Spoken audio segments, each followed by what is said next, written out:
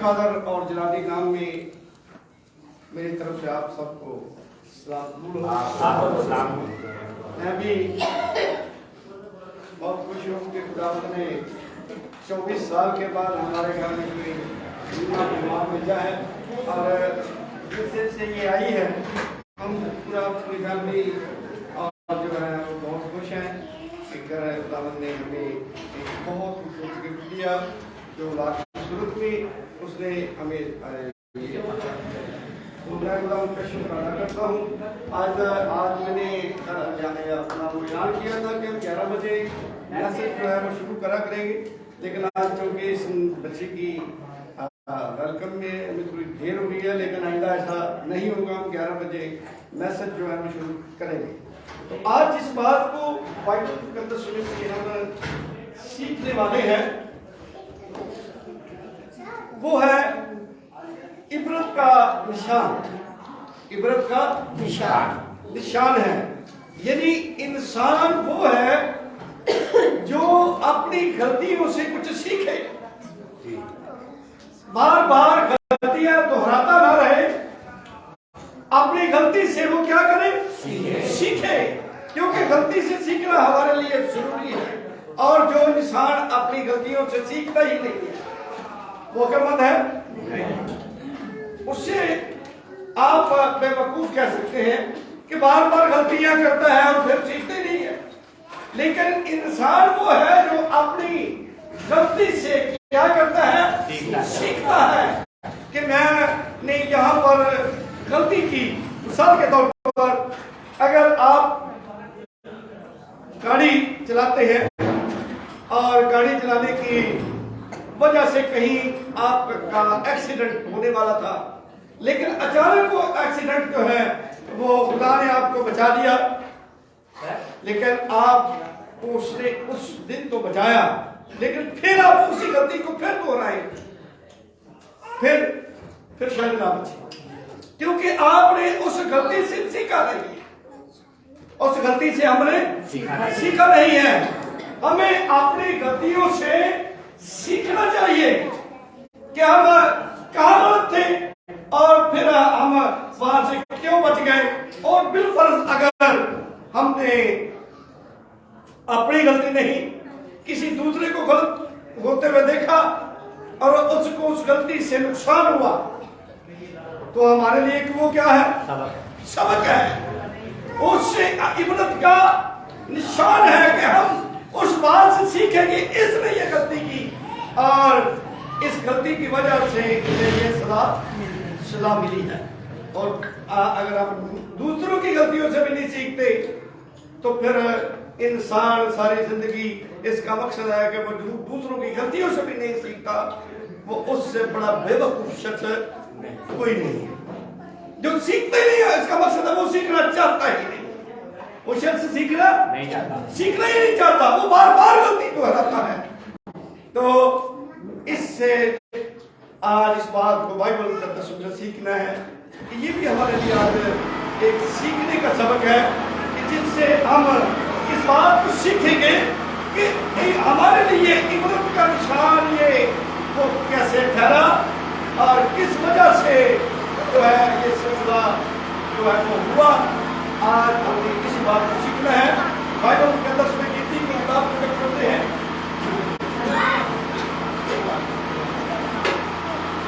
गिनती की किताब 26 बार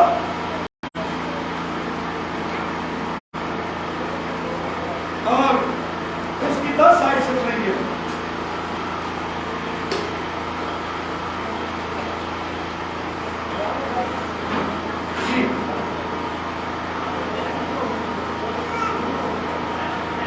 गिनती 26 बार 10 आयत।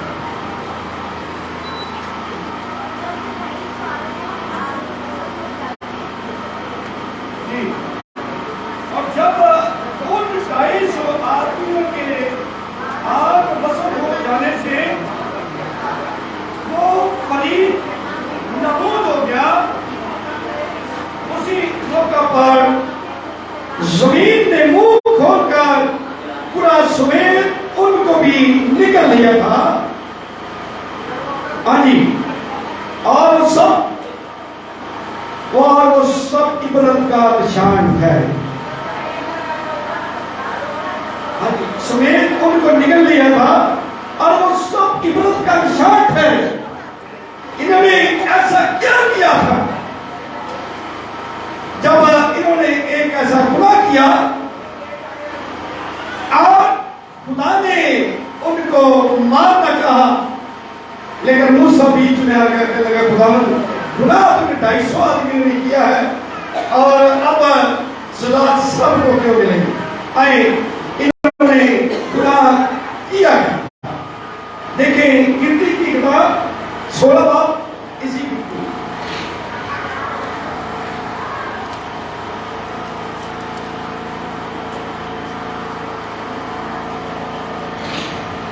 उसकी 29 आयत को पढ़ेंगे, 16 की।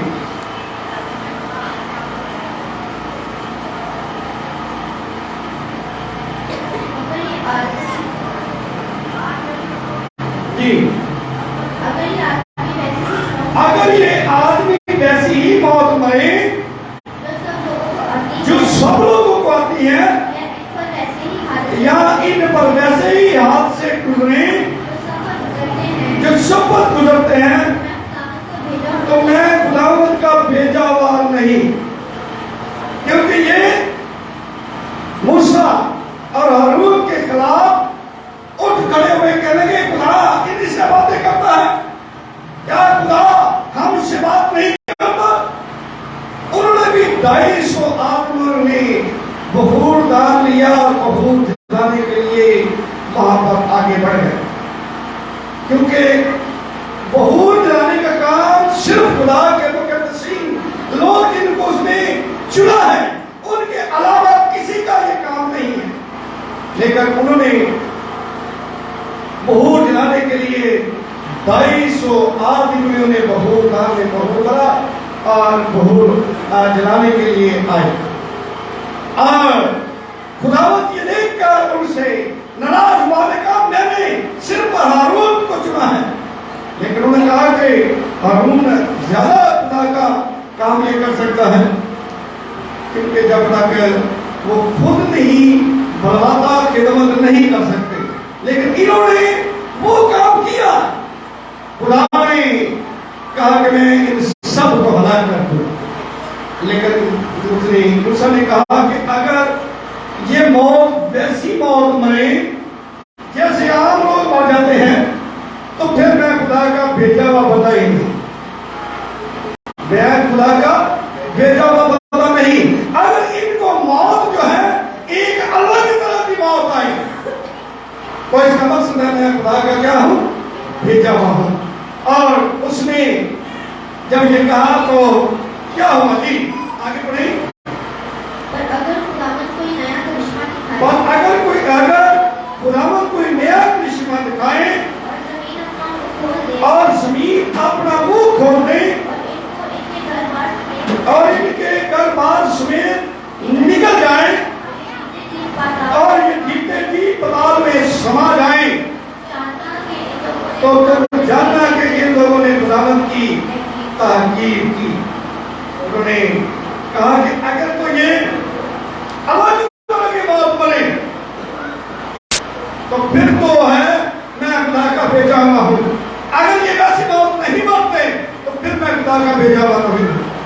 उन्होंने कहा जमीन फट जाएगी और ये उसके अंदर फसल हो जाएगी। जी आगे। और उसने ये बात आगे अगर उसने ये बातें खत्म की थी कि जमीन उनके पांव तले फट गई और जमीन ने अपना मुंह खोल दिया और उनको उनके घर बार को पूरा के सब आदमी और उनके सारे मानव असबाब को निकल गए। हाँ जी। सो और उसका घराना उसका सारा घर बार जीते जी पताल में समा गए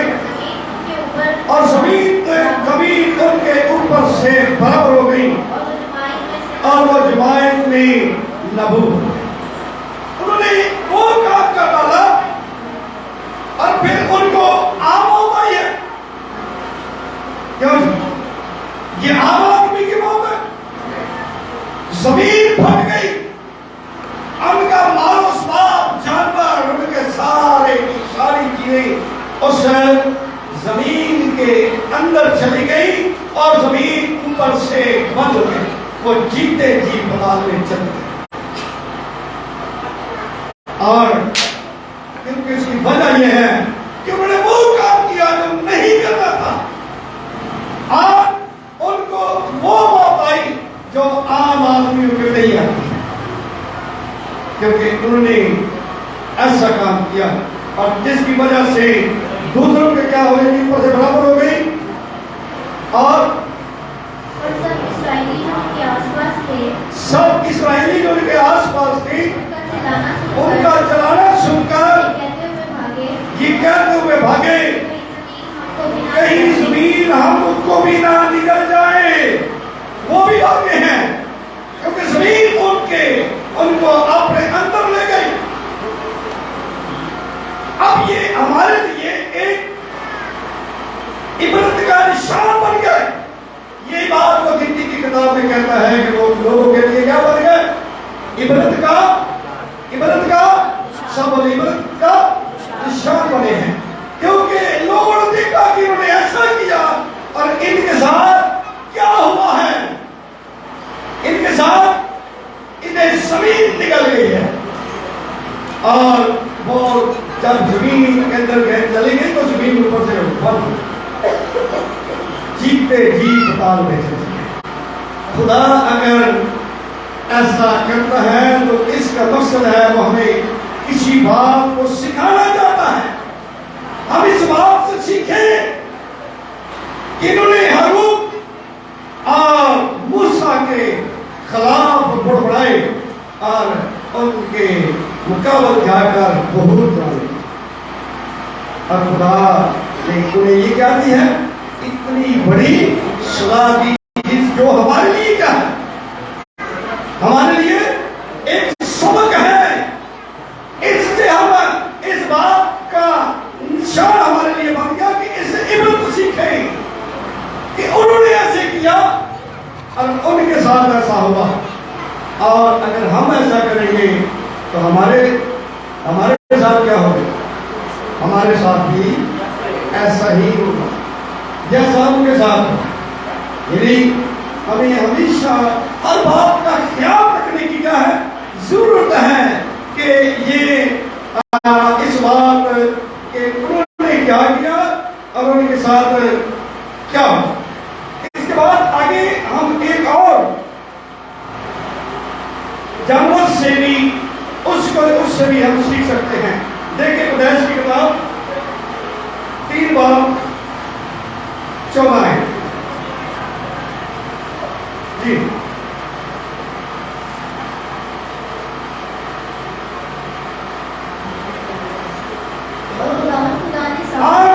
खुदा ने सांप से कहा, इसलिए तूने ये किया, तू सब छुपाओ और दस्ती जानवरों में मालूम ठहरा। क्योंकि उसने खुदावंद का हुक्म क्या किया, उसने खुदावंद का हुक्म तड़वा दिया था। जब खुदा का हुक्म उसने तड़वाया है तो असल मुजरम तो वो है कि जिसने खुदा का हुक्म क्या किया, तड़वा दिया। और जब उसने खुदा का हुक्म तड़वाया तो फिर उसे भी एक सजा मिली है। अगर हम खुदा के दिए हुए हुक्मों को तड़वाते हैं या तोड़ते हैं तो फिर हमारे लिए क्या होता है। इसने हुक्म तड़वाया, इसके साथ क्या हुआ जी, छुपाओ। और छुपाओ जो है वो 4 टांगों वाले जानवरों को छुपाया कहते थे। ये ऐसा नहीं था जैसा अब हमें नजर आता है। ये असल में पहले छुपाया था 4 टांगों वाला था। हमने पढ़ा है कि वो क्या था जी, छुपाया था, उसकी 4 टांगें थी। लेकिन इसको फिर खुदा ने सदा के तौर पर क्या कहा जी, तो अपने पेट के बल चलेगा और तू अपने पेट के बल चलेगा और अपनी उम्र पर खाक चढ़ेगा। उसने खुदा ने उसे कहा, अब तो अपने टांगों पर नहीं चलेगा, अब तू पेट के बल चलेगा, अब तू छिपाया नहीं रहेगा, जमीन छाल बन जाए। उसकी टांगे खत्म हो गई, उसकी टांगे खत्म हो गई, झड़ गई और वो जमीन पर रेंगना शुरू हो गया। अब हम उसके इस रेंगने से हम क्या समझ लेते हैं कि उसने खुदा का हुक्म क्या किया है? तलवार है। अगर हम खुदा के हुक्मों को तलवाएंगे तो हमारा हाल भी ऐसा हो सकता है। और उस सांप से हम क्या लेंगे?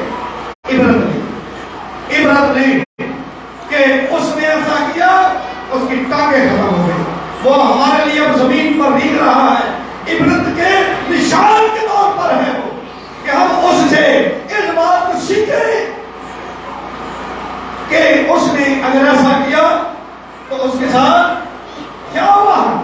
अगर हम ऐसा करेंगे तो हमारे साथ भी ऐसा हो सकता है। हम दूसरों से सीखें तो उसके उसने खुदा का हुक्म बताया, उसकी टांगे यानी सांप हमारे दरमियान अब क्या है? इबरत का निशान है। उससे सीखे कि उसने ऐसा किया है तो फिर हमारे साथ भी ऐसा कुछ हो सकता है जी। इस बात को जब क्योंकि इसको इस बात की सलाह मिली, इसने ये खुद तो अबलीस नहीं था, ये खुद तो अबलीस नहीं था, लेकिन इसने अबलीस को अपने अंदर आने का मौका दिया। सांप ने उसको अपने अंदर आने का मौका दिया। जब उसने अपने अंदर आने का उसे मौका दिया है तो फिर अबलीस ने इसे बतौर हथियार इस्तेमाल किया। जब ये बतौर हथियार इस्तेमाल हुआ है तो फिर ये इसको जो है इस की सजा हुई कि तुमने उसे अपने अंदर आने दिया। क्योंकि इब्लीस जो है इंसानों में क्या होता है? समा जाता है। आए जब हम यूहन्ना के जी कि वो किस तरह से काम करता है, यूहन्ना के जी 13:26 को देखिए।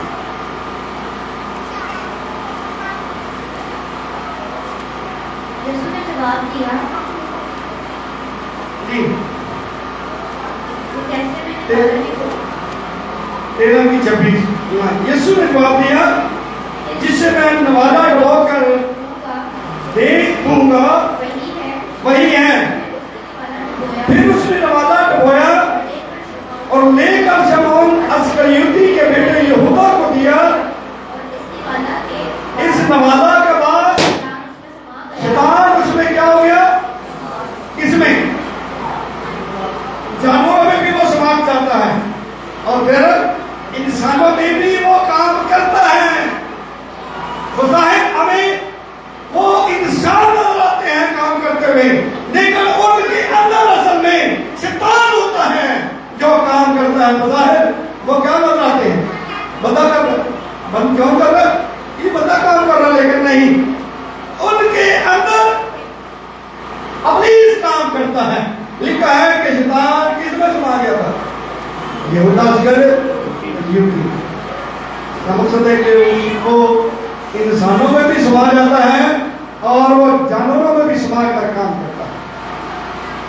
ये बात बाइबल मुकद्दस हमें बयान करती है कि उसने यहूदा अस्करियोती में से होकर, क्योंकि उसके अंदर कौन था? हमें नजर कौन आता है? यहूदा अस्करियोती, लेकिन असल में उसके अंदर से नाम है जिसने काम किया है। अब बाइबल मुकद्दस में जब हम इस बात को थोड़ा सा आगे पढ़ते हैं तो मत्ती के गीत 16:22 को, तो यहां पर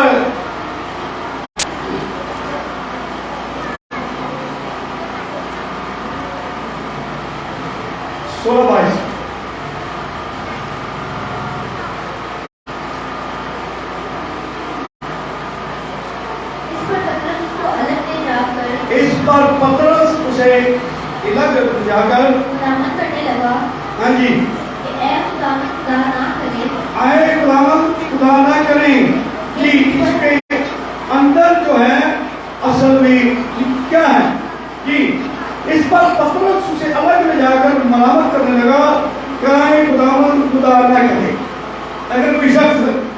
ये कहे मैं तो पता नहीं कब मर जाऊंगा, तो दूसरा बंदा कहे खुदा करो, तो आपके साथ क्या कर रहा है?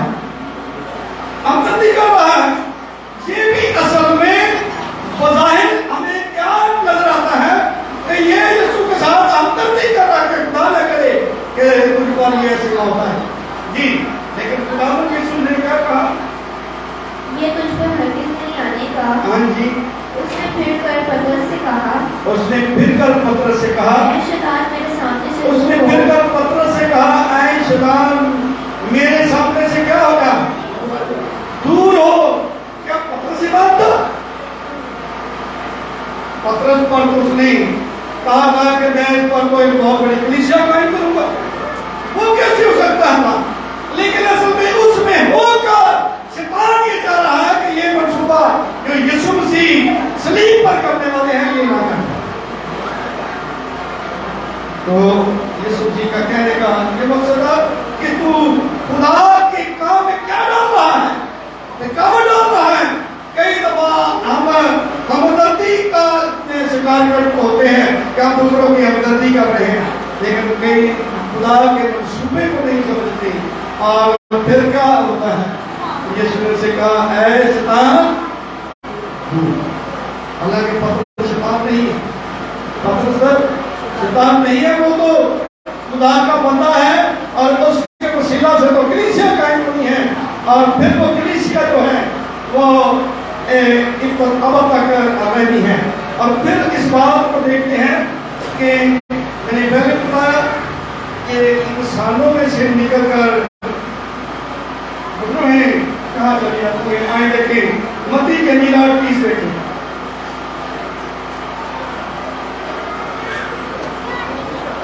जी क्या वहां एक आदमी था जिसमें बुद्रोह का एक बहुत बड़ा लश्कर था और उसमें बुद्रोह थी। और जब यीशु मसीह को मिला तो उसने कहा हमें क्यों चक्कर ले अज़ाब में डालता है? तो उसने कहा कि क्या करूं? हाँ जी, उन्होंने यीशु मसीह की क्या की है? मिन्नत की है। हाँ जी, यहाँ 30 से पढ़ो। और देखो उन्होंने चिल्लाकर कहा, और उनसे कुछ बहुत दूर सुरों का गौर चल रहा था। बस लोगों ने उसकी मिन्नत करके बस लोगों ने उसकी मिन्नत करके कहा, अगर तो हमको निकालता है, अगर तो हमको निकालता है हमें सूरों के घौल में हमने सूरों के घौल में भेज दे।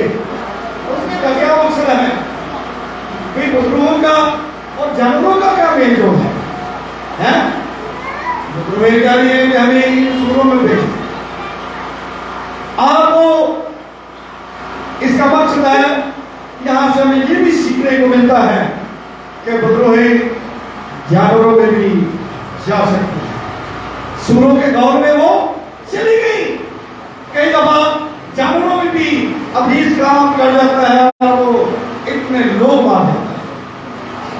क्योंकि कभी आपने बैलों को या वो उनको शताब्दी में काम करते देखा होगा तो उनके सिला से भी बहुत सारे जो है लोग मर जाते हैं। तो वो सूरों में क्या हुआ? चली गई और में दे। उसने उनसे कहा जाओ। वो निकलकर सूरों के अंदर चली गई और देखो सारा गौर कड़कड़ाए पर झपटकर झील में जा पड़ा और पानी में डूब गया। इसका मकसद है कि अलीस सूरों में भी जा सकते, सूरों में भी, जानवरों में क्या है या नहीं क्या? हमने बाइबल मुकद्दस में पढ़ा, पहले सांप में गया फिर सूरों में भी गया। इसका मतलब वो इंसानों में भी आता है और फिर वो जानवरों को भी इस्तेमाल करता है। हाँ जी, तो यहाँ इस बात को देखते हैं। और एक कुछ ऐसे भी सिलसिलेकार होते हैं कि अबलीस इंसानों में काम करता है गैर गोई का। देखिए अमाल की किताब 16:16 को देखते हैं।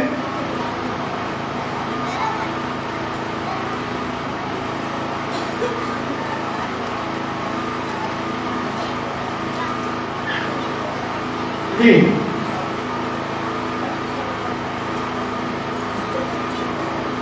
जब हम दुआ करने की जगह जा रहे हम जब हम दुआ करने की जगह जा रहे थे ऐसा हुआ तो ऐसा हुआ कि हमें एक लौंडी मिली जिसमें ऐसा रूह थी जिसमें गैर दान की रूह थी। गैर दान का मतलब होता है गैर की बातें बताने वाली। उसमें कौन सी रूह थी? गैर दान की। यदि अगर किसी के अंदर गैर दान की रूह हो